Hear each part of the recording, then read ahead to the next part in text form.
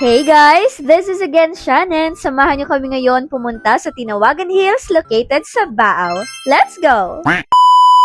Magandang araw, guys! This is again Shannon, an online seller, pageantera, and now a first-year marketing management student. And for today's video, nagkaayaan nga kami na pumunta dito sa Tinawagan Hills. Si Mother nga ang unang nakakita ng post nito sa Facebook. Nung una nga, sabi ko, ba't naman ngayon? Marami akong mga gagawin. Pero nung tiningnan ko yung official Facebook page ng Tinawagan, ay sabi ko, tara na, mag-asikaso na at maduman kita. Actually nga, mga Ben, nung tinatanong pa lang ako ni Mother kung sasama daw ako, ay nagsisiliguan na sila, kaya naman ako, no choice. Syempre, sasama ako kasi alangan namang maiwan ako dito sa bahay, di ba? Kaya naman, syempre, ako yung huling natapos na mag-asikaso, mga be. By the way, mga be, ay galing nga pala kaming Naga and umalis kami doon ng 2:30 PM ng hapon. So, yung biyahe nga namin dito ay siguro mga 40 to 50 minutes lang galing Naga. So, ang rayo niya, Garumalang Naga to Pasakaw. Paakyat na nga kami dito sa Tinawagan Hills and tingnan nyo naman, napakatirik ng daan. May mga matataas pa dyan na daanan, mga te. And ayan, nandito na nga kami sa entrance ng Tinawagan Hills. And makita nyo naman dito si tatay na yung bumaba. At makita nyo naman na napakainit pa sa mga oras na yan nung dumating kami. Ang entrance fee nga pala dito, mga be, ay free para sa mga 3 years old pababa. So kapag umaga, yung adult is 20 pesos and kaming mga children,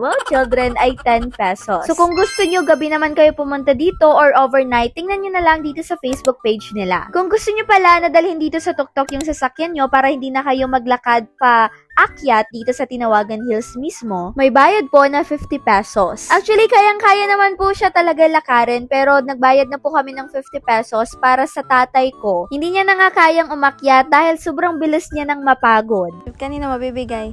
Kay Mami. Sige nga, punta na doon.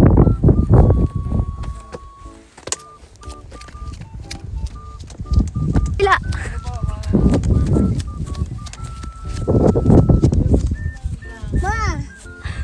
Bayad naman. Bibigay da kay Mami. Depende sa available na mapadala. Ayan, ganyan talaga si Jairo, mga be. Mahilig siya magbigay ng bulaklak. Pinulot niya nga lang yan doon. Di ko nga alam kung pinulot niya or pinitas niya. If curious nga kayo, mga be, kung meron ditong rooms for overnight, yes, meron sila ditong rooms for overnight. Meron ngang rooms na may aircon, meron ding wala. Pero para sa akin, feeling ko mas maganda kung naka-tent. Pasensya na ulit, mga be, kung hindi ko na-videohan yung mga rooms nila. Tingnan nyo na nga lang ulit sa Facebook page nila. Kasi syempre, ang i-highlight natin dito, yung ganda ng tanawin dito sa Tinawagan Hills. At syempre, yung magandang nakaupuan na nakikita nyo dyan. Sa mga oras nga na to, mga be, ay unti-unti nang dumarami yung tao. Kaya naman sabi ko kay Mother, tara na at mag-picture taking na tayo at syempre mag-TikTok.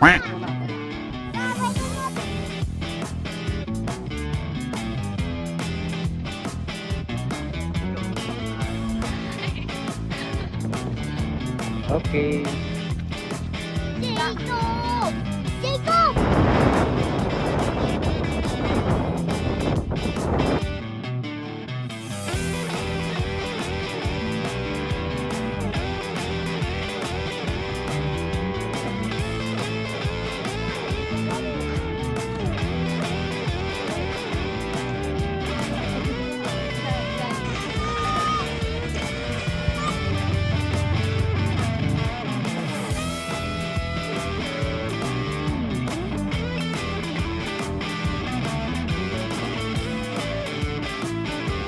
At ayan nga, mga be, habang nasa taas kami nitong Tinawagan Hills, ay napansin namin na may dalawang malaking bundok na kitang-kita sa malayo. Dahil open at mataas nga ang view dito, makikita mo talaga ang tanawin, lalo na kapag maganda ang panahon. At yang nasa likod ko, mga beya, ng Mount Isarog, isa yan sa pinakakilalang bundok dito sa Camarines Sur. At talagang dominant siya tingnan, mga be, dahil sa laki at lapad ng hugis niya. Dito naman sa Naga, dito sa bahay namin, kapag natanim dito sila nanay at sila tatay, ay talagang masasagana yung mga bunga. Dahil nga malapit kami sa Isarog at sagana sa tubig. Yung isa naman na medyo hiwalay ang forma at hindi kasing lawak unlike sa Isarog, yung nasa likod ko, yan naman ang Mount Iriga na kilala o mas kilala na Mount So around 5 PM nga ay pauwi na kami kasi itong mga kasama ko ay nagugutom na, pati nga rin ako nagugutom na rin. Eh kasi naman ni isa sa amin wala man lang nakaisip na bumili ng pagkain. Kahit nga nung nasa biyahe kami wala man lang nakaisip. Saka ko nga lang naisip yung pagkain nung papasok na kami dito nung wala ng mga tindahan akong nakikita sa paligid. Talagang lingawan kami mga be na magdarang mga kakanon digdig. Ano pa ka to? Inasa taas naman kami, alangan magbaba pa kami. Kaya naman kung pupunta kayo dito siguraduhin yung magdala kayo ng snack at inumin nyo at wag na kayong gumaya sa amin.